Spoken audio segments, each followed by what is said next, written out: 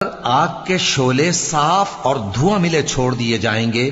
تو پھر تم ان کا مقابلہ نہ کر سکو گے، تو تم اپنے پروردگار کی کون کون سی نعمت کو جھٹلاؤ گے؟ پھر جب آسمان پھٹ کر تیل کی تلچھٹ کی طرح گلابی ہو جائے گا تو وہ کیسا ہولناک دن ہوگا، تو تم اپنے پروردگار کی کون کون سی نعمت کو جھٹلاؤ گے؟ تو اس روز نہ تو کسی انسان سے اس کے گناہوں کے بارے میں پرسش کی جائے گی اور نہ کسی جن سے،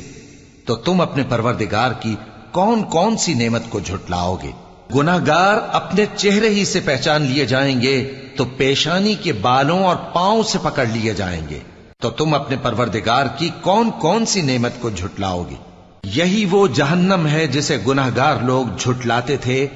وہ دوزخ اور کھولتے ہوئے گرم پانی کے درمیان گھومتے پھریں گے، تو تم اپنے پروردگار کی کون کون سی نعمت کو جھٹلاؤ گے؟ اور جو شخص